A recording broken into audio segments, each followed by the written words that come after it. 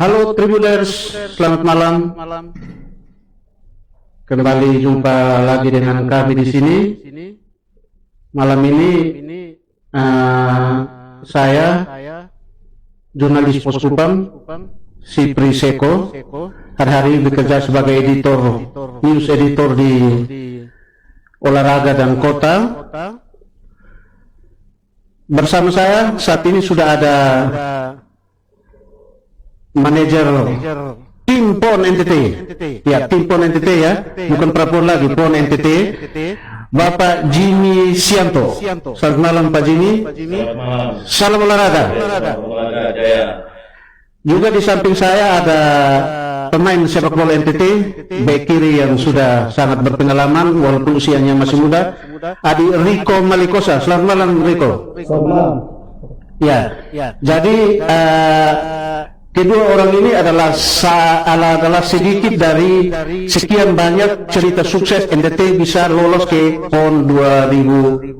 Harusnya tahun ini, tapi karena pandemi COVID-19 ditunda ke PON tahun 2021. Jadi ini sesuatu yang luar biasa karena dalam sejarah sepak bola NTT setelah 30 tahun NTT mengikuti Prapon, baru tahun ini NTT bisa lolos ke PON. Itu sesuatu yang luar biasa. Dan yang lebih anehnya itu Pak Jimmy ini tidak mengerti sepak bola.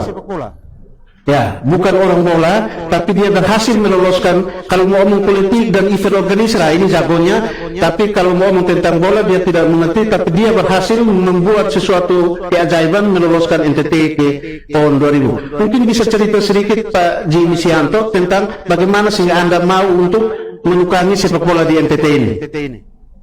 Ya, baik, terima kasih. Mungkin pertama saya sedikit dulu.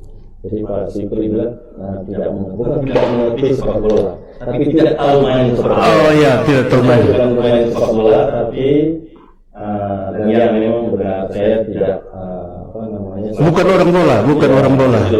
Memang bukan orang bola, tetapi segala sesuatu apapun kalau kita mau menekuni itu, kalau kita komit, kita konsisten dan kita bertanggung jawab apapun itu.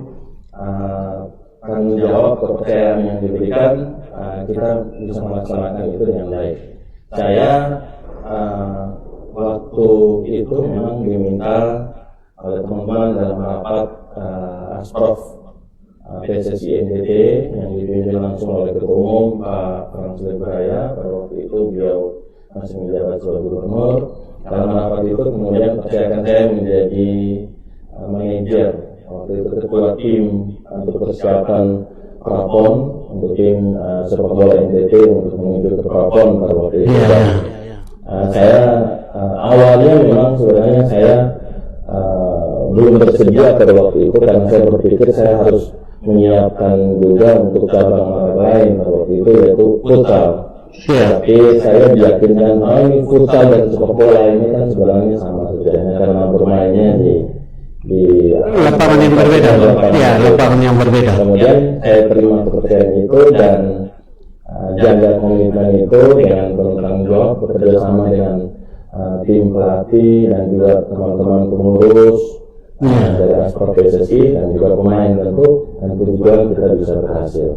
Ya, jadi ketika NTT berhasil lolos ke PON, di mana-mana orang menyebut NTT sebagai sesuatu yang luar biasa. Hanya untuk meloloskan satu tim, di mana-mana orang memuji bahwa ini suatu prestasi yang luar biasa. Bagaimana perasaan Anda ketika tahu bahwa di mana-mana orang memberikan apresiasi, Pak Jimmy?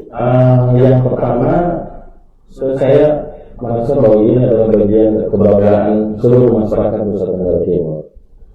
Memang cukup heboh pada waktu itu karena suatu penantian yang panjang. 30 tahun saya kira jadi sesuatu yang berbeda ketika kemudian NTT bisa lolos ke PON. Saya sedikit bercerita bahwa ketika kita akan memulai untuk melakukan persiapan, saya memang kemudian selalu memasang target yang tinggi, kemudian memasang standar yang tinggi. Targetnya itu adalah dan kita harus lolos ke PON. Mungkin kalau sekedar NTT ikut prapon sepak bola itu sudah biasa. Setiap 4 tahun kita ikut prapon. Tetapi kali ini kita rubah. Jadi kita sekedar mengikuti prapon dengan targetnya itu adalah kita ikut prapon dan kita harus prapon. Yang kedua standar yang saya sampaikan itu adalah sebenarnya mulai dari TC-nya, kemudian yang paling ini adalah masalah pelatih. Saya kemudian coba kita pasang standar pelatih, asisten pelatih, kemudian juga untuk pelatih kipernya, kita memasang standar. Saya dengan teman-teman kita rapat dan kemudian kita diskusikan dan kita pasang standar yang tinggi, yaitu pelatihnya itu harus profesional, kemudian tentu dia dengan lisensi yang tinggi, tidak sekedar punya lisensi tetapi ini kemudian profesional dan berprestasi, punya background prestasi yang jelas. Dan pada waktu itu kita inventarisir dan kita dapatkan referensi nama-nama pelatih dari teman-teman pelatih, dan di antaranya itu adalah pelatih asal NTT. Saya kemudian bangun komunikasi dengan coach Ricky Nelson, anak Kupang asli itu. Anak Kupang asli, dan beliau memang sudah berprestasi di tingkat nasional, jadi bukan level masih pelatih tanpa NTT lalu pelatihnya, tetapi memang beliau punya prestasi yang cukup luar biasa. Dan saya sebenarnya sudah kenal beliau jauh sebelumnya dengan Coach Ricky, tetapi karena kita tidak pernah, saya pernah kenal dikenalkan oleh teman pelatih futsal. Jadi dari modal itu saya cuma ingin membangun komunikasi, lalu kemudian Coach Adnan, dan sekali waktu saya ke Jakarta ajak kita diskusi bertiga, dan di situ kemudian kita bertiga bersepakat bahwa kita harus membuat sejarah baru. Sepak bola NTT itu bisa, kita harus lolos ke PON. Kemudian yang berikut adalah dua orang ini adalah putra daerah NTT yang sudah berprestasi di dalam bidang pelatih. Karena itu kita bersepakat juga bahwa kalau bisa di luar berprestasi, di luar pegang tim liga profesional, percuma kalau tidak bisa berbuat sesuatu untuk sepak bola NTT. Percuma kalau pegang tim sepak bola NTT lalu kemudian tidak lolos.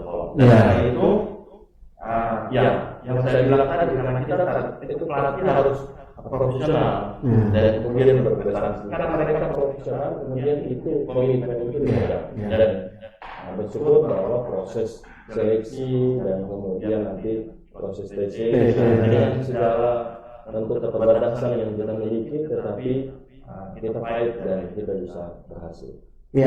Itu sesuatu yang luar biasa ketika saat pemilihan pelatih itu Pak Jimmy dengan tanda kutip punya kuasa untuk menentukan siapa pelatih ketika ditunjuk oleh PSSI NTT, memiliki otoritas khusus untuk menentukan pelatih, dan pelatih itu ternyata tidak salah pilih sehingga bisa berhasil.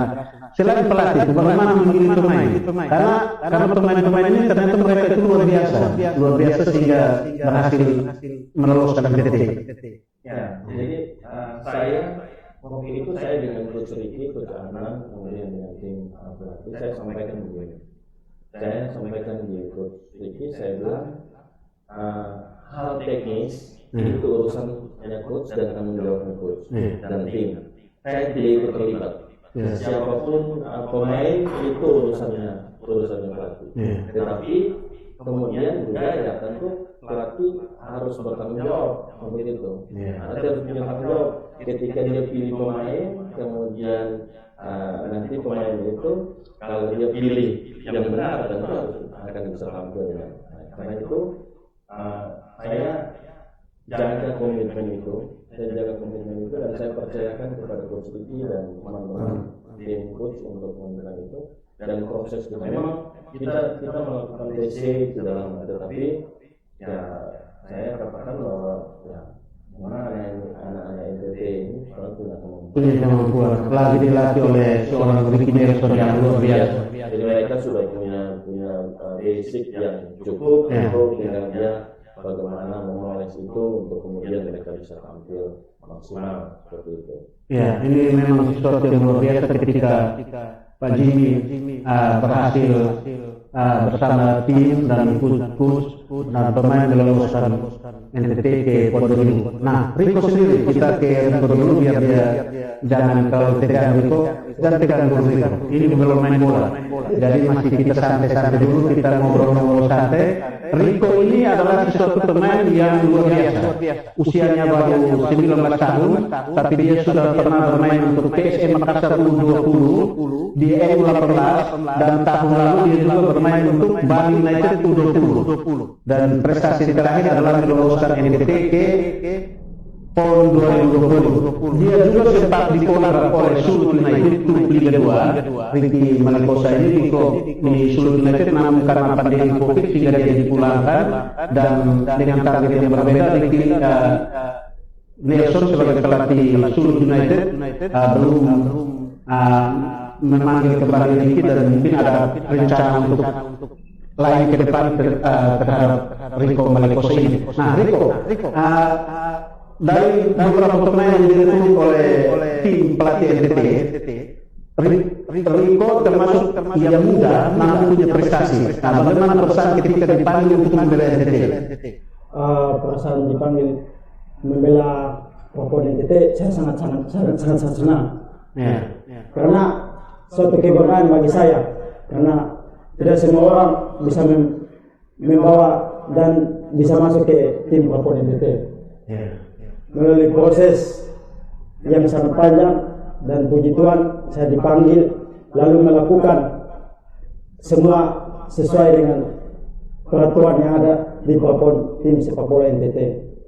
Ya. Rico ini adalah salah satu dari sekian orang yang tidak pernah tergantikan dalam tim. Jadi dia di 2 pertandingan kualifikasi PON, Rico ini selalu menjadi pemain yang tidak pernah tergantikan di back kiri. Yang lain boleh rotasi, babak kedua diganti, babak pertama diganti, Rico tidak pernah diganti. Bagaimana perasaan kepercayaan itu luar biasa diberikan oleh orang coach Ricky Nelson? Bagaimana perasaan waktu itu untuk mempertanggungjawabkan kepercayaan itu? Saya mempunyai motivasi bahwa kenapa orang lain bisa, saya tidak bisa. Jadi saya memupah semangat saya untuk saya tidak mau gantikan posisi saya di back kiri. Karena bagi saya di posisi bek kiri itu adalah posisi saya. Jadi saya terus berjuang dan semangat supaya tidak mau digantikan oleh siapapun di posisi bek kiri. Nah, itu luar biasa. Rico, bagaimana dengan tekad yang luar biasa Ari berhasil mempertahankan posisi itu. Nah, bagaimana perjalanan latihan, apa perasaannya dengan Coach Ricky, dengan Pak Jimmy sebagai manajer Rico waktu itu bagaimana? Perasaannya ada sih banyak kendala-kendala, tetapi kita melihat bahwa bunga itu dia butuh waktu untuk kembang. Terus. Di situ beta mulai merasa bahwa ini beta punya kota, ini beta punya tempat tinggal. Kenapa beta harus pergi jauh? Kenapa beta harus berbuat? Kenapa beta harus punya semangat bahwa beta mesti bawa ini nama NTT ke level nasional. Itu suatu prinsip yang luar biasa yang membuat Rico akhirnya berhasil mengantarkan menjadi salah satu pemain yang mengantarkan NTT ke PON 2000. Nah, setelah PON 2000 Pak Jimmy setelah prapon para pemain kemudian mendapat apresiasi yang luar biasa. Bagaimana perasaan Pak Jimmy waktu itu? Yang pertama tentu seperti yang saya bilang di awal tadi bahwa ini adalah merupakan kebanggaan seluruh masyarakat Nusa Tenggara Timur, dan karena saya adalah bagian dari masyarakat Nusa Tenggara Timur, tentu saya juga sama dengan seluruh masyarakat untuk bangga, karena yang mana kita semua tahu bahwa ini adalah suatu penantian yang panjang. dan saya percaya bahwa pasti banyak yang tidak menyangka, tidak berpikir bahwa nanti sepak bola NTT bisa lolos. Terus terang bahwa di KONI NTT saja juga pasti tidak menargetkan, artinya bukan tidak menarget bahwa sepak bola ini tidak masuk sebagai cabang super prioritas, karena dari perjalanan selama ini ya tidak pernah lolos, kemudian sehingga tidak masuk sebagai cabang super prioritas dalam artian bahwa tidak masuk sebagai cabang yang akan dihitung untuk bisa lolos. Tetapi ya tentu sangat luar biasa bahwa kemudian kita bisa lolos ke PON. Saya dalam beberapa kesempatan dengan teman-teman katakan bahwa sekarang kita akan masuk ke PON. Dalam nanti ke PON ini tentu juga KONI punya target sendiri. KONI punya target sendiri, punya perhitungan berdasarkan tentu persiapan dan pengalaman yang ada. Dan karena itu kita dengan teman-teman, saya sampaikan dengan teman-teman Asprov bahwa kita tidak selesai di lolos ke PON. Kalau kita hanya sekedar lolos ke PON, tentu 30 tahun yang lalu sudah pernah terjadi. Kita tidak hanya mengulang itu, tetapi kita harus punya komitmen, kita berusaha, kita berjuang untuk sepak bola NTT harus berprestasi nanti di PON. Saya sendiri pribadi sebagai manajer, saya tidak mau memasang target untuk katanya ya tentu ada emas, perak, perunggu. Kemudian kan biasa ada yang bilang sudahlah kalau hanya sekedar bisa dapat perunggu itu sudah luar biasa. Tapi bagi saya tidak. Kita punya peluang yang sama. Kita punya peluang yang sama dan kita rebut itu. Emas bagi cabang olahraga sepak bola untuk tim NTT, bagi saya itu bukan suatu hal yang mustahil. Tetapi tentu kita butuh komitmen dari semua pihak untuk kita bisa menyiapkan itu dengan baik. Jadi pagi ini kita kembali ke persiapan NTT waktu Prapon. Tribuner katanya informasi yang kami dapat katanya untuk bermain sana NTT tidak ada lapangan. Tidak punya lapangan yang berlatih. Tapi itu memang manfaat sebagai manajemen itu si anak bisa berlatih dan kemudian tetapi di Prapon.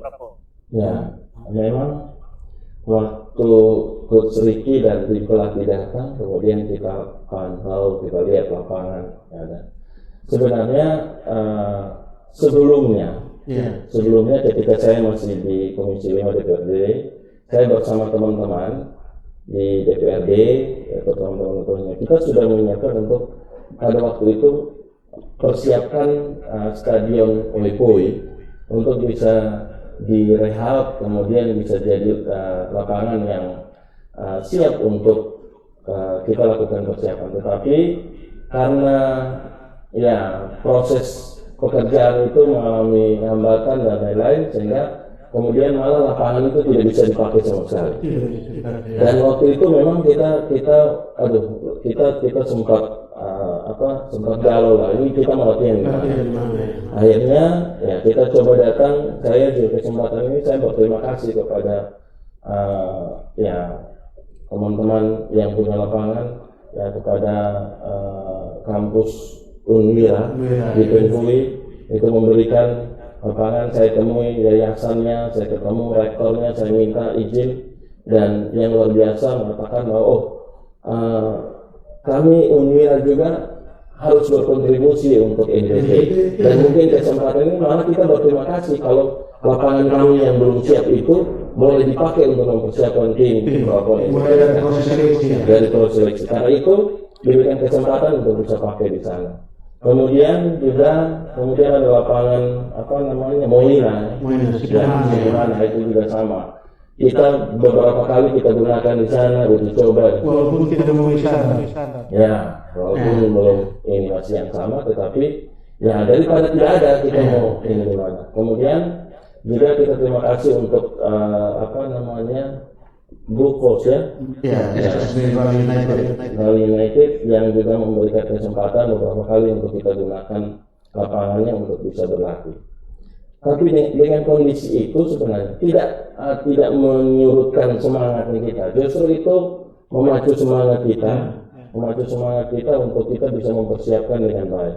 Ya, anak-anak juga saya ajak diskusi, saya sampaikan bahwa jangan berpikir bahwa kita akan dengan segala fasilitas yang luar biasa. Tapi ini kondisinya kita seperti ini. Karena itu kalau kita mau kita fight dan kita bikin sejarah. Karena itu ya, dengan kondisi itu memang sampai saat ini masih menjadi kendala. Kita memang punya alternatif, punya pilihan. Kita bisa lakukan TC pada waktu itu di Malaka dan juga di punya lapangan standar ya. Tetapi ya terus terang karena keterbatasan energi kita untuk bisa kita sampai ke sana untuk melakukan TC, sehingga akhirnya kita putuskan untuk kita laksanakan di sini. Ya. Itu luar biasa, ibarat orang bilang mengubah arah menjadi emas ya. Jadi dari bermain di atas batu karang kita berhasil mendapatkan emas untuk meloloskan NTT ke PON. Dan mungkin itu yang buat kaki anak-anak NTT jadi kuat. Ya. Jadi ketika mereka bermain di lapangan yang sudah standar, mereka bisa tampil di maksimal. Tetapi tentu kali ini saya sebagai manajer saya tentu berharap bahwa ya tentu mengharapkan support dari KONI, kemudian dari pemerintah provinsi untuk jangan lagi kita menggunakan kata-kata penghiburan bahwa kita berlatih di batu karang supaya kaki kita kuat dan tampil. Karena ketika kita sudah mau tampil di PON, kita berharap kita harus maksimal, kita persiapan maksimal. Jadi harus beda. Jadi mungkin nanti sebentar kita akan bahas tentang bagaimana program yang sudah direncanakan untuk ke PON Papua. Lalu ada cerita mungkin ketika NTT berhasil bermain imbang dengan Bali, katanya Pak Jimmy menangis ya. Katanya Pak Jimmy menangis sehingga karena bisa membuat suatu yang luar biasa untuk sepak bola. Riko juga bilang iya Pak Jimmy menangis. Sebenarnya bukan saya sih. Semua terharu dan banyak masyarakat NTT juga yang menyaksikan dari live streaming juga terharu. Mungkin termasuk saya terharu. Ya, cuman karena Pak Supri kan libur, jadi tidak menampilkan itu. Karena terus terang, saya pribadi, ya tadi karena tanya tentang saya pribadi, saya terus terang karena saya harus beradaptasi. Saya selama ini mengurus futsal. Kalau futsal itu di dalam gedung seperti ini, tertutup. Begitu saya dipercayakan begitu masuk urus sepak bola. Nah, terus terang saya tipe orang yang tidak hanya sekedar mungkin di belakang layar, hanya sekedar rapat kemudian silakan tim pelatih dan ini berjalan. Tetapi saya tipe orang yang langsung turun ke lapangan. Dan begitu saya turun ke lapangan untuk anak-anak latihan, nah itu kan sekali latihan itu 2 jam. Saya latihan 2 jam dan saya merasakan yang luar biasa yang apa itu adalah panas. Kalau kita di futsal kan di dalam gedung, kita terhindar apalagi saat malam, misalnya. Tapi kalau ketika kita di luar, itu Manggilo itu panasnya luar biasa dan itu menjadi satu pengalaman yang luar biasa. Dan saya juga kemudian berpikir, waduh anak-anak sekian bulan mereka harus berlatih di lapangan dengan pelatih dan saya merasakan bahwa itu luar biasa. Dari hal itu saja itu sudah merupakan satu bentuk pengorbanan. Latihan di lapangan yang dalam kondisi seperti itu, kemudian dengan cuaca yang panas, karena sebenarnya kita bisa lakukan persiapan mungkin di malam hari misalnya kalau kita punya lapangan yang sudah difasilitasi dengan lampu seperti itu. Iya, katanya setelah menang Pak langsung kumpul mereka rame-rame duduk melingkar dan menyanyi lagu gereja ya. Walaupun yang ada yang muslim tapi ikut menyanyi juga. Jadi bagaimana Pak menggerakkan mereka untuk bersatu dalam satu doa? Kita tidak hanya pada saat kita tidak hanya pada saat kita sudah lolos, tetapi sebenarnya dalam seluruh proses kita mempersiapkan ketika kita masih melakukan kita masih melakukan TC, kita juga ada lakukan ibadah bersama. Kita undang, saya minta ada pendeta. Jadi memulai dengan Tuhan. Ya. Dan saya terus terang bahwa dalam proses itu kita, apalagi ketika kita sudah mau menghadapi pertandingan, doa. Saya berpikir kadang-kadang saya ini mengambil perannya pastor juga. Ketika di lapangan tidak ada pastor, saya ambil peran saya yang doa, kemudian. Dan kita sebelum bermain juga kita berdoa, kemudian kita menyanyi bersama. Ada pembinaan, kita undang pastor, kita undang pendeta, ya, kita minta. Kemudian teman-teman anak-anak yang muslim mereka kumpul untuk mereka berdoa dengan Coach Arnan. Kemudian teman-teman yang Kristen dan Katolik itu kumpul doa bersama, dan itu kita lakukan itu. Jadi kita berlatih, tetapi kita juga anak-anak juga menyiapkan mental mereka, dan juga bahwa kita harus menyerahkan semua perjuangan kita ini, bahwa itu bukan mengandalkan kekuatan kita, tetapi kita butuh campur tangan Tuhan. Dan puji Tuhan dengan semua yang kita lakukan itu, persiapan latihan dan juga kita secara rohani kita lakukan itu, ya. Dan memang ketika kemudian kita lolos secara spontan, kemudian kita ajak semua tim kita berkumpul dan kita bernyanyi, ya, kita bernyanyi dan kita berdoa di tengah lapangan. Walaupun waktu itu sebenarnya saya sedikit terganggu, karena ketika kita bereuforia, ya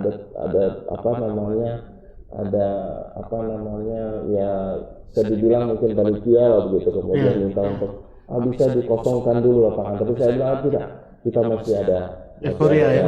Bagaimana disuruh untuk mengosongkan dulu begitu, tapi saya bilang tidak, berikan kesempatan. Saya kemudian hubungi pengurus yang saya kenal, saya bilang tolong sampaikan untuk kita, boleh lah hanya sebentar untuk kita bisa, seperti itu. Ya, itu memang sesuatu yang luar biasa Pak Jimmy.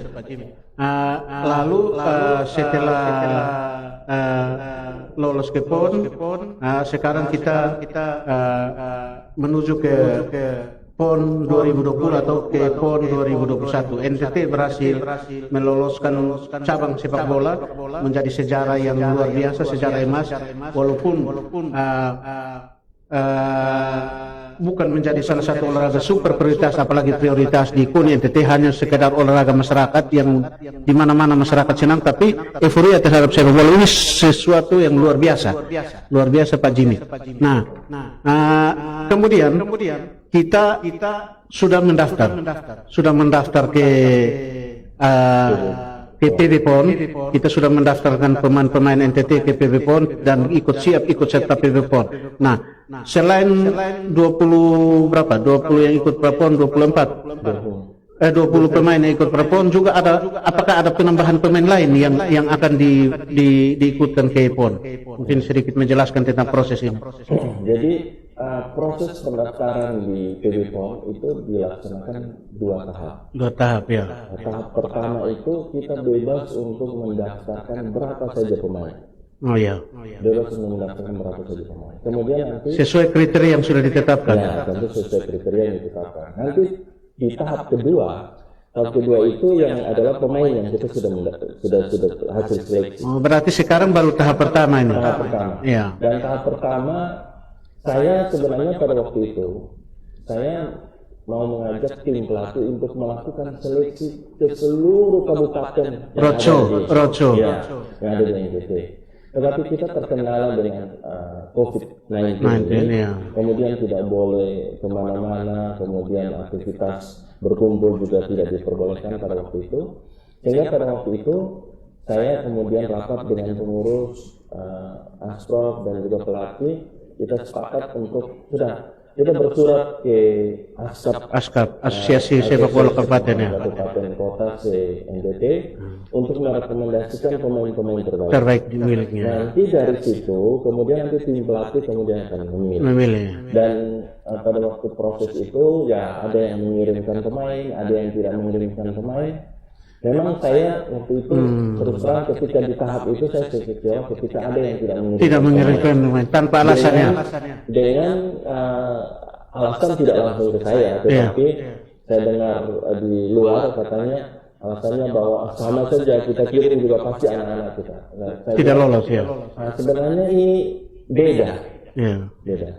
Kalau orang berpikir mungkin selama ini, minta maaf ya, mungkin karena selama ini bahwa pemain prapon, apalagi pemain pon itu harus anak-anak Kupang misalnya. Tidak. Karena buktinya kemarin kita punya pemain-pemain dari luar NTT. Anak NTT yang berkiprah dari luar kota Kupang itu kita banyak pemain. Kita sebut TTS, kita sebut Rote ada, kemudian Delu ada, TTU ada perwakilannya. Hampir semua kabupaten itu ada keterwakilan pemainnya. Apakah hanya kita pilih untuk harus ada keterwakilan? Tidak. Tetapi proses seleksinya yang kita buka ruang dan kita memberikan kesempatan yang sama tentunya kepada para anak-anak kita itu, para pemain untuk mereka boleh mengikuti proses seleksi, dan karena pelatihnya kita tekankan untuk harus berproses melakukan seleksi secara profesional, makanya mereka kemudian dalam proses seleksi itu kemudian mereka terpilih untuk mewakili NTT. Sehingga untuk 47 ini juga tersebar hampir di seluruh NTT. Memang ada beberapa kabupaten yang tidak ada keterwakilannya. Mungkin karena tidak kirim. Ya, ASKAP-nya tengah nggak mungkin.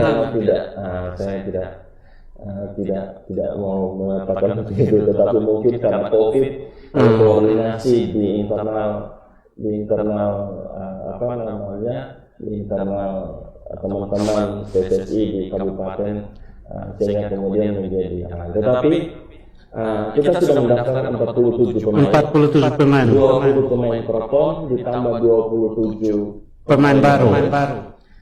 Yang rencananya nanti kita akan melakukan seleksi.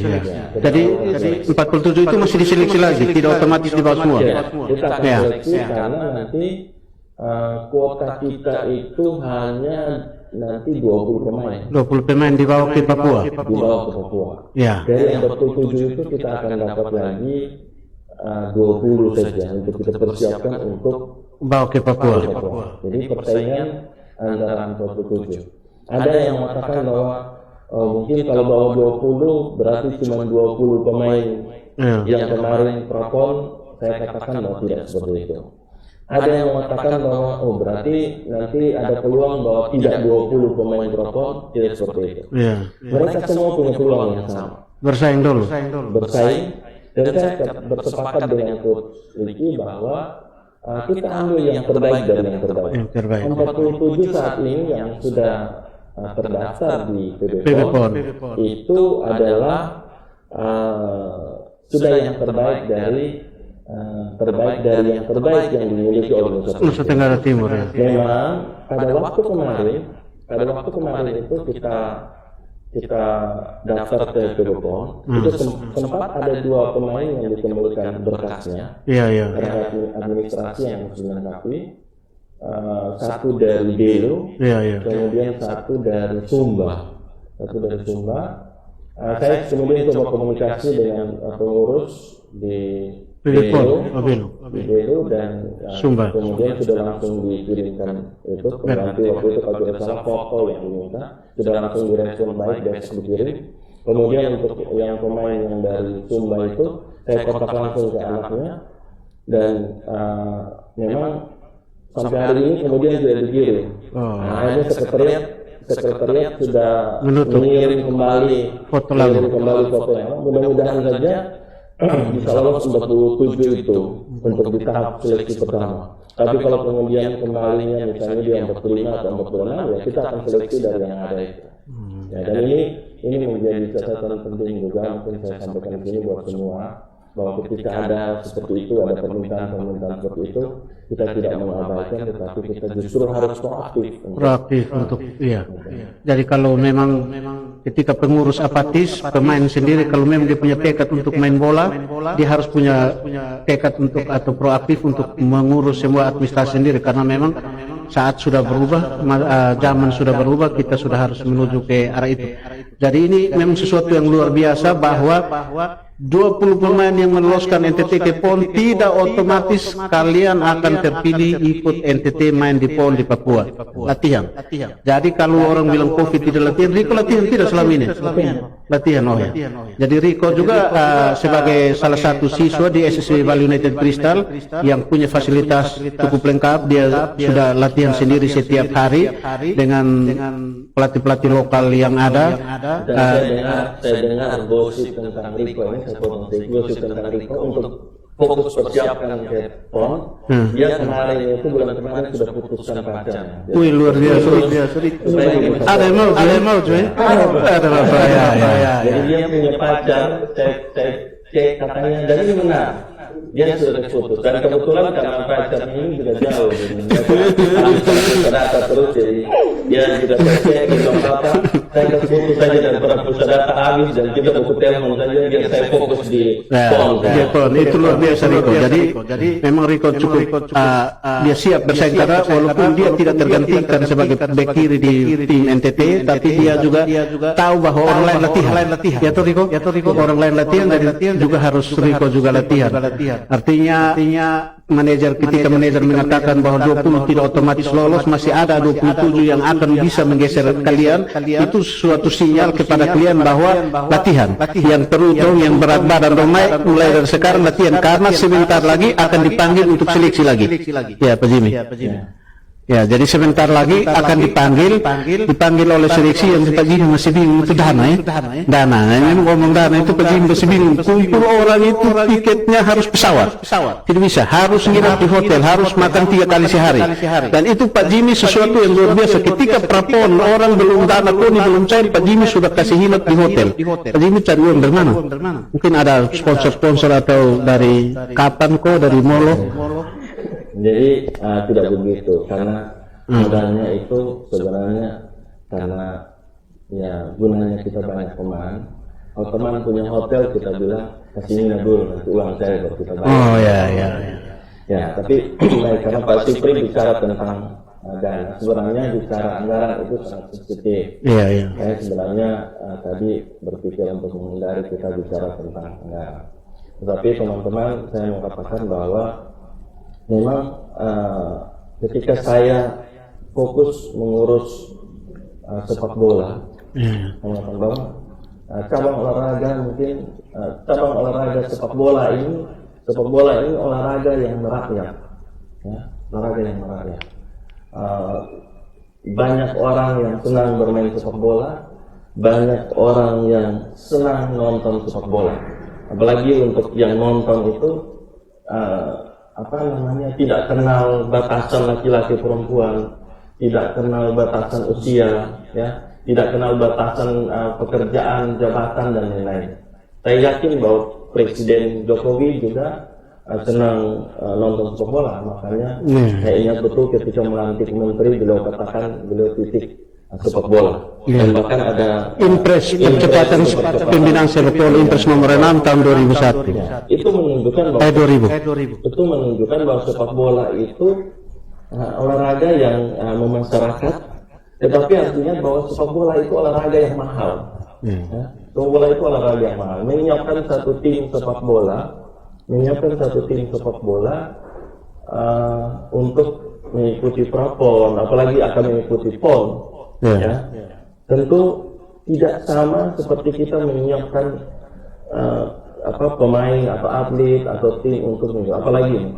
Karena itu saya sempat berpikir seperti ini. Saya sempat berpikir bahwa NTT mungkin belum cocok untuk kita lakukan pembinaan sepak bola. Tidak cocok itu bukan dari segi sumber daya manusia. Bukan dari segi sumber daya manusianya. Bukan berarti anak-anak NTT tidak bisa main sepak bola, tidak. Tetapi kita harus jujur bahwa kita mau menyiapkan atlet di NTT ini untuk semua cabang olahraga itu pasti semua harus berharap dari APBD. APBD ya. Nah, karena itu tentu butuh komitmen. Saya sebenarnya sudah sempat mau berpikir bahwa tentu ini tidak akan jadi kita ke PON. Karena begitu kalau kita sebut kita mau TC, pasti sepak bola itu dari semua cabang olahraga yang lain pasti dari segi anggaran ya biayanya itu pasti jauh di atas ya. Jauhnya sangat besarnya, sangat fantastis sekali, dan tentu akan membuat kaget kalau orang yang tidak paham gitu. Tetapi ya saya kemudian coba bangun komunikasi. Saya sempat ketemu Pak Gubernur juga, saya ketemu Pak Wagub juga ya. Saya sampaikan, dan saya tentu berterima kasih ketika Pak Gub dan kemudian Pak Wagub juga mengatakan bahwa mendukung dan ada kembangan. Apalagi Pak Wagub itu kan beliau mantan pemain sepak bola, mantan pemain NTT ya. Mantan pemain sepak bola, dan menyatakan itu nanti. Tapi ya kita berharap karena sesuai dengan rencana kita sebenarnya setelah new normal ini kita sudah mulai melakukan proses seleksi dan melakukan TC. Saya diskusi dengan tim pelatih. Kita jangan berpikir bahwa berarti untuk menuju PON tim pelatih Coach Ricky dan Coach Adnan masih dipakai. Masih, kita tetap pakai pelatih yang sama. Kita pakai pelatih yang sama, dan sebenarnya kita berharap sebenarnya pada mulai Juli kemarin kita sudah proses seleksi dan melakukan TC. Tetapi ya karena ada kendala untuk bisa melakukan itu, sehingga kita masih menunggu. Saya kemudian sudah bangun komunikasi lagi dengan pemerintah. Saya komunikasi dengan KONI juga tentunya supaya bisa memberikan support, sehingga nanti mudah-mudahan bulan September ini kita sudah bisa melakukan persiapan. Kalau memang kita berharap bahwa sepak bola NTT tidak sekedar lolos ke PON, tapi meraih prestasi. Kita meraih prestasi. Kenapa kita harus lakukan persiapan sekarang? Kemarin saya diskusi dengan tim pelatih, kita berharap bahwa daerah lain belum melakukan persiapan, tapi kenyataannya mereka sudah melakukan persiapan. Malah ada yang di luar daerah. Ada yang di luar daerah melakukan persiapan. Karena itu ya kita tidak boleh diam. Ya, tadi Pak Sipri katakan ke Riko bahwa ya persaingan di antara 47 orang lain latihan, kamu diam. Sama juga. Kalau orang lain sudah melakukan TC, kemudian kita menunggu nanti menjelang berangkat ke PON baru kita melakukan TC seadanya, kemudian kita berangkat dan kita pulang dengan hasil yang mengecewakan semua pihak. Itu harus kita rubah cara itu. Karena itu butuh komitmen dari semua pihak, dan saya percaya bahwa dengan proses yang baik tentu akan ada hasil yang baik.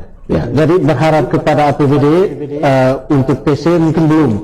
Nah, bagaimana harapannya kepada sponsor? Mungkin di NTT belum bisa ada yang mampu untuk. Sampai dengan saat ini memang kali lalu saya berpikir untuk ini. Kita bagaimana bisa dapatkan sponsor, tetapi dengan kondisi apalagi kita menghadapi COVID-19 ini, semua bahkan perusahaan-perusahaan banyak, jangankan itu karyawan saja dikurangi. Bagaimana kita berharap untuk mereka bisa support? Nah itu tentu kita akan coba untuk bangun komunikasi dengan sponsor, tetapi sekali lagi bahwa tentu kita berharap sepenuhnya dari APBD. Artinya bahwa porsinya dari APBD itu akan jauh lebih besar dari dari sponsor. Bukan kita tidak mengandalkan, kita mengandalkan untuk ada sponsor, tetapi ya karena kondisi yang tidak memungkinkan untuk kita bisa mendapatkan sponsor. Karena itu saya tentu sekali lagi sebagai dipercayakan sebagai manajer tim PON sepak bola NTT, atas nama para pecinta sepak bola di NTT, tentu saya mengharapkan ada dukungan tentu dari pemerintah provinsi, Iya, iya. kemudian juga dari KONI NTT, sehingga kita bisa melakukan persiapan. Dan tidak hanya itu, saya malah kalau ada pemerintah kabupaten yang Mau sponsor? mau mendukung, tentu Iya. saya berterima kasih sekali. Katanya malah ya betul. Pak Bupati Ya. itu luar biasa, Pak Bupati Stef Jaseran. Kalau komunikasi tentu saya coba bangun komunikasi, dan untuk melakukan TC ya Pak Bupati mengatakan, karena beliau bukan tentu kapasitas Bupati, beliau kan ketua harian Astro TC NTT ya. Kita berharap nanti kita bisa melakukan TC di Malaka dan juga nanti di ND. Mempunyai lapangan yang representatif, sudah standar nasional. Lalu untuk terkait persiapan menuju PON 2021 itu Pak Jimmy, itu rentetan program atau rencana persiapannya itu mulai dari jadi ada seleksi terhadap 47 pemain itu, nanti dipanggil semua datang di Kupang, kita seleksi. Kita seleksi 47 pemain ini untuk seleksi pertama. Ada seleksi kedua, seleksi ketiga atau? Nanti 47 ini rencananya kita akan setelah seleksi kan ada TC di selama tahun 2020 ini kurang lebih 3 bulan lebih lah, 3 bulan setengah itu kita akan lakukan TC. Sehingga kemarin saya diskusikan dengan tim pelatih, dari 47 ini kemungkinan kita akan melakukan TC. Ya, kita TC 30.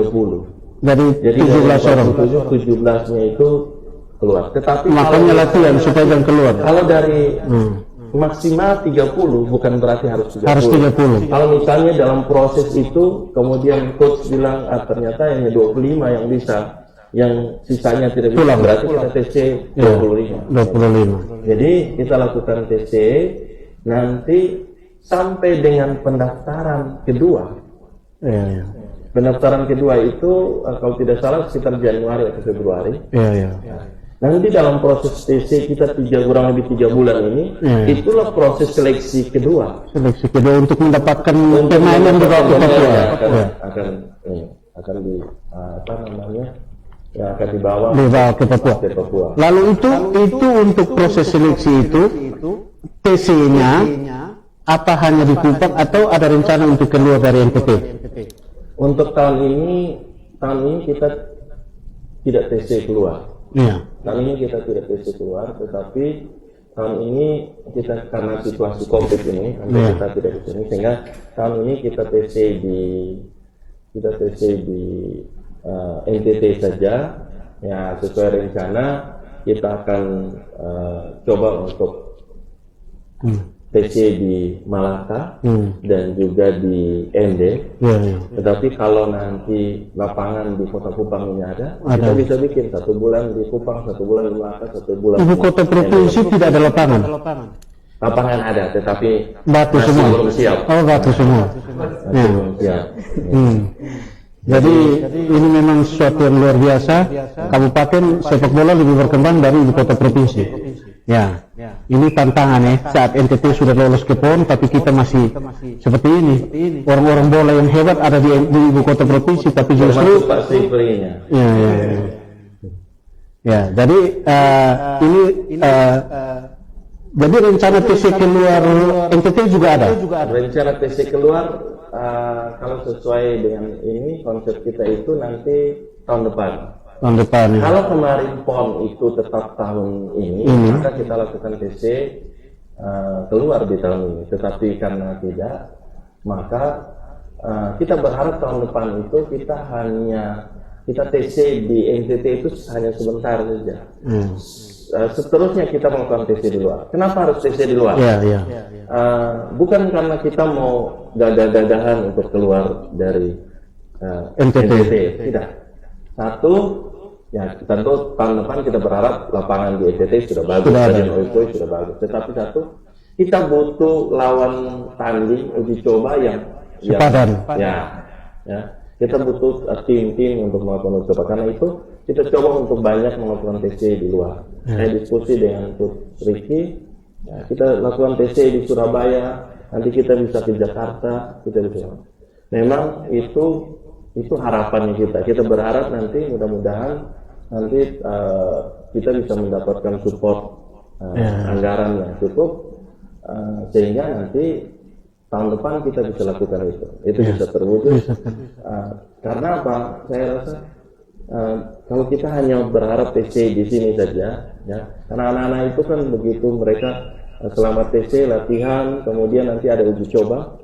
Kemarin waktu Propon saja, kita hampir tidak mendapatkan tim untuk uji yang coba sepadan, ya. Dan ini berpengaruh. Yang kedua juga untuk mentalnya anak-anak. Kalau mereka berada 2, 3, 4 bulan di luar NTT, nanti setiap minggunya dia akan melakukan uji coba tanding dengan tim-tim yang bagus, yang punya pengalaman, tentu juga mentalnya akan jauh berbeda. Ya, jadi kita ke Riko dulu. Pacar putus karena persiapan khusus untuk itu luar biasa. Sudah di pemain besar, pacar perempuan datang sendiri. Amin. Jadi ini memang Riko sesuatu yang luar biasa, salah satu pemain NTT yang punya masa depan yang luar biasa di sepak bola NTT. Dia mempunyai. Jadi sekarang latihannya bagaimana Riko untuk bisa itu. Jadi ini harus kasih tahu kepada teman-teman yang lain, walaupun belum dipanggil untuk TC, tapi yang sudah diminta berkasnya oleh Pak Manajer, otomatis pasti akan dipanggil. Kapan dipanggil itu yang belum pasti, masih menunggu APBT, tapi latihan sendiri itu harus dilakukan. Apa yang Riko lakukan, dia bisa menjadi contoh untuk teman yang lain. Baik, bagi teman-teman yang lain, khususnya pemain Propon yang 20 pemain itu, jangan terlalu megah-megah, jangan terlalu berbangga, jangan terlalu makan banyak dulu, sesuai itu makan. Nanti dipotong besok. Akhirnya tidak bisa lari. Tapi Riko lakukan apa untuk bisa menjaga stamina? Stamina latihan setiap hari. Karena latihan setiap hari 2 kali sehari, pagi dengan sore. Pagi dan sore bisa di lapangan Bali United Crystal. Oh ya, ada Bos David Fulvetus sangat mendukungnya. Ya, fasilitas sangat mendukung. Bagi yang mempunyai adik-adik juga, saya promosi SD Bali United Crystal. SD Bali United Crystal sangat bagus. Fasilitasnya sangat luar biasa. Pesan-pesan sponsor. Mungkin suatu saat nanti kita ada sesi berikut, kita panggil Pak David Fulvetus sebagai owner Swiss Bearing Crystal untuk kita datangkan dia menjadi sponsor resmi dari tim Propon NTT. Ya, nanti kita datangkan Pak David, dia punya SSB yang bagus, dia punya kualitas yang bagus. Nanti Pak David dan lupa, bos datang kalau kita undang, datang di sini untuk kita diskusi, kita ngomong tentang bagaimana mendukung, bagaimana orang bola dari dunia usaha mendukung NTT menuju PON 2021. Ya, mungkin harapannya Pak Jimmy juga sama ya. Saya tentu berharap semua masyarakat NTT ikut berpartisipasi. Tidak hanya teman-teman pengusaha, tetapi siapa tahu dari apa namanya, malam ini kita bincang santai ya, kita bincang santai di sini, kemudian besok mungkin Pak bosnya di sini atau pemretnya atau siapa kemudian bilang semua karyawan kumpul poin untuk tim PON itu saja. Dan juga nanti kemudian baru diikuti oleh semua yang lain. Itu kita harapkan tentu dukungan dari semua ya. Jadi Pak Jimmy, kita sudah pasti ke PON dan ada 12 tim dari 12 provinsi. DKI Jakarta yang di kiblat sepak bolanya Indonesia ada di sana tidak lolos di PON, NTT lolos. Ini sesuatu yang luar biasa, sesuatu yang membanggakan seluruh rakyat NTT. Ada di mana-mana sekarang di media sosialnya, Poskupang, di Facebook, di Instagram, di YouTube, itu semua orang lagi komentar banyak tentang siaran langsung ini. Bagaimana Tribuners itu mengomentari bahwa NTT itu luar biasa, bisa seorang Jimmy Sianto dan Riko Maletos meloloskan ke PON. Orang-orang NTT yang ada di mana-mana lagi berkomentar Pak Jimmy mendukung kita, walaupun tidak dengan materi tapi dengan support dan dukungan lewat media sosial. Mereka sangat mendukung NTT, punya harapan besar agar bisa berprestasi. 12 tim berarti nanti akan dibagi beberapa grup dan NTT kita minimal emas kok. yang saya bilang bahwa kita harus selalu pasang target yang tinggi. Iya, iya. Ya, tidak boleh. Kalau kita targetnya di bawah dari target tertinggi, nanti kita akan berjuang hanya sampai di titik itu, dan bisa saja nanti kepleset terus. Iya, iya. Karena itu saya dari awal saya katakan bahwa kita harus pasang target yang tinggi, Iya, iya. yaitu tidak bilang minimal emas, tetapi kita Harus emas. tidak harus raih medali emas, dan tidak ada yang mungkin. Mas Fikri tadi katakan bahwa kiblat sepak bola ada di DKI lalu tidak lolos. Tidak usah bicara DKI untuk hanya di level Indonesia, tapi kemudian orang heboh ketika Messi kemudian CR tidak lolos ke final. MU juga tidak lolos ya. Kalau itu masanya itu menunjukkan bahwa bola itu bulat, semua bisa terjadi. Itu bisa bilang jangan tidur, jangan makan banyak, kita Persiapkan ya. Karena itu saya kira bahwa bukan hal yang mustahil kalau benar-benar kita mempersiapkan semua itu dengan baik. NTT pasti bisa. Saya melihat satu hal lagi bahwa yang kita butuhkan, kenapa kemarin kita lolos? Kemarin kita lolos karena kita mendapat dukungan dari semua masyarakat NTT ada di mana-mana. Semua kita berangkat ketika berproses dan kita berangkat itu dengan rasa optimis, tidak hanya pemain, tidak hanya pelatih, tidak hanya pengurus, tapi seluruh masyarakat optimis bahwa bisa. Kenapa? Ya, kita mulai dari tadi saya bilang, kita targetnya kita pasang standar tinggi. Begitu kita tampilkan Ricky Nelson, semua siapa yang mau protes bahwa Ricky Nelson? Ricky Nelson dan bingung memang.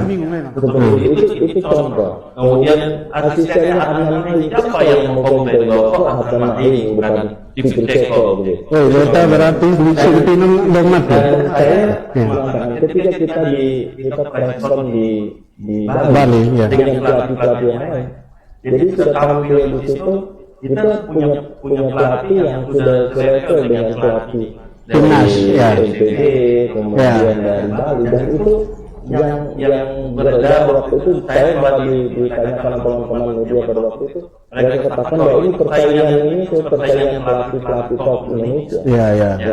Dan kita buktikan bahwa NTT bisa lolos, anak-anak NTT hebat, anak-anak NTT luar biasa, dan pelatih NTT juga luar biasa. Ya, artinya bahwa ketika Coach Ricky sebagai pelatih berprestasi dengan lisensi yang sangat tinggi pernah membawa Borneo FC menjadi runner-up Piala Presiden di Bali, dan di sebelahnya NTB ada Coach Yan Seragi yang adalah pelatih Badak Lampung yang juga mantan pelatih Persija Jakarta, tapi Ricky ambil yang dingin, beta akui, dan itu sesuatu yang luar biasa. Kita berhasil lolos ke PON, dan bahwa ketika kita punya pemimpin NTT, gubernur dan wakil gubernur Victor dan Yosef Neso yang luar biasa, yang memiliki standar yang luar biasa untuk NTT bisa maju, NTT bisa sejahtera, kita juga di Setapol kita akan melindungi bahwa Indonesia lihat NTT, kami punya sesuatu yang kamu harus belajar dari NTT, dan itu sudah diajarkan oleh Pak Victor sebagai gubernur kita punya kualitas yang tidak bisa disaingi oleh daerah lain. Nah, jadi mungkin Pak Jimmy bisa memberikan semangat penguatan kepada teman-teman pemain, pelatih dan tim untuk bisa ke depan agar lebih fokus menuju prestasi itu. Baik. Buat semua anak-anak, kemudian juga tim pelatih, dan secara khusus untuk 47 anak yang sudah didaftarkan, NTT punya 5 juta jiwa penduduk ya, 5 juta jiwa penduduk NTT, dan dari 5 juta itu hanya 47 anak yang namanya saat ini sudah terdaftar di PB PON. Dan ketika namanya kalian sudah terdaftar saja, itu sudah luar biasa sebenarnya. Itu sudah luar biasa. Karena dari 5 juta itu ada 47. Karena itu jangan ada yang sudah bertanya gini, kapan mau persiapan? Saya lihat kalau saya bilang belum pasti, nanti saya lihat sore-nya itu malam-malam mulai sampai jam 2, jam 3. Tapi kalau saya bilang minggu depan, itu nanti jam 9, jam 10 malam sudah. Terima kasih Tuhan, mau tidur. Itu ya model-model seperti itu memang yang sering kita temui gitu. Jadi persiapkan diri dengan baik, dan berjuang berusaha untuk menjadi 20 anak NTT yang akan membangun nama NTT. Saya katakan bahwa NTT untuk di cabang yang lain itu sudah sering berprestasi, sudah meraih medali, tetapi saatnya sekarang sepak bola. Satu saja medali sepak bola, kita tahu untuk semua medali untuk cabang yang lain. Tidak bermaksud mengabaikan, tetapi saya yakin dan percaya bahwa anak-anak atlet untuk cabang yang lain pun coba tanya, pasti mereka senang nonton sepak bola ya. Pasti mereka punya fans itu pemain sepak bola, dan itu tidak bisa dipungkiri. Ada buku anak nama pemain bola. Ya. Karena itu gunakan kesempatan ini, persiapkan dengan baik-baik. Mudah-mudahan tidak ada halangan. Kalau tidak ada halangan, 1 atau 2 minggu ke depan di bulan September ini kita semua melakukan seleksi. Siap. Nah itu doakan untuk semua proses, dan saya juga mengucapkan terima kasih dukungan dari semua pihak, seluruh masyarakat NTT. Kita bisa nanti akan menuju ke PON, dan dukungan itu tidak selesai di sini, tetapi sampai dengan 2021. Terima kasih juga untuk apresiasi perhatian yang baik dari pemerintah provinsi, dari DPRD, Pak Gubernur, Pak Wagub, kemudian juga dari DPRD, Ibu Ketua DPRD, teman-teman di Komisi 5 DPRD, untuk perhatiannya untuk sepak bola NTT. Kami masih butuh supportnya untuk sepak bola NTT bisa menuju ke Papua. Saya kira akan sangat memalukan kalau seandainya nanti tiba-tiba bilang sepak bola tidak jadi berangkat. Kalau misalnya itu terjadi, tentu Persupang yang tanggung jawab untuk bagaimana bisa berangkat. Jadi kita optimis, kita yakin, kita melakukan persiapan yang baik, dan kita akan berprestasi di PON. Karena kita sudah melakukan semuanya dengan baik dan dengan profesional. Saya kira begitu, dan terima kasih buat Persupang yang support berita-beritanya selama ini. Ya, Riko, mungkin sedikit closing statement terakhir dari Riko tentang bagaimana kita harus siap berprestasi di PON. Siap, terima kasih Pak. Kita harus punya semangat dan punya tekad, punya impian bahwa kita ini mau siapa lagi kalau bukan kita. Kita harus berjuang semangat untuk membawa nama daerah NTT di level yang lebih sangat luar biasa dan kualitas bagi pemain dengan pemain semua latihan, karena bulan depan super siapan. Jadi semangat dan berjuang dan berdoa. Luar biasa ya. Jadi Riko ini baru saja tamat dari STM Negeri Kupang, anak SMK Negeri 1, Negeri 2 Kupang, SMK Negeri 2 Kupang, anak Bernai Badan. Jadi tidak berpikir tentang. Jadi Riko itu tidak hanya mengorbankan kaca. Di sepak bola itu dia beberapa kali mengulang sekolah. Termasuk kami sempat kepala sakit, hadapi dia punya mama, dia punya bapak, hadapi dia punya kepala sekolah untuk mengurus Riko bagaimana dia main di PSM Makassar, main di Bali United, kemudian di Sulut United. Nah, Riko ini suatu pemain yang luar biasa. Tribuners, bagi Anda yang sempat menonton ini, jangan lupa ya, dukung tim sepak bola NTT. Jangan hanya dukung dan doa saja. Kalau ada begini sedikit, bisa lewat Pak Jimmy Sianto di akun Facebooknya Jimmy Sianto, juga di YouTube-nya Jimmy Sianto, dan juga bisa komunikasi lewat Poskupang.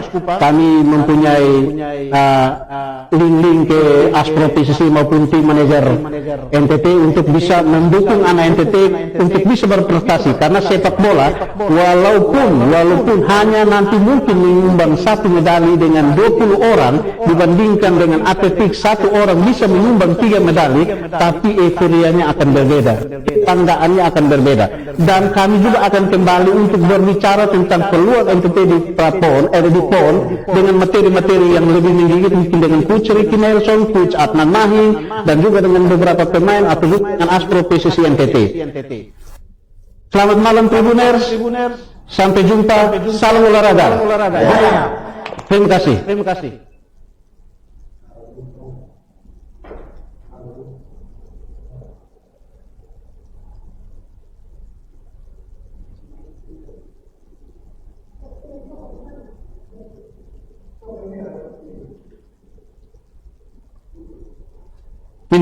Minum. Oke. Minum. Sana ada yang lebih keras.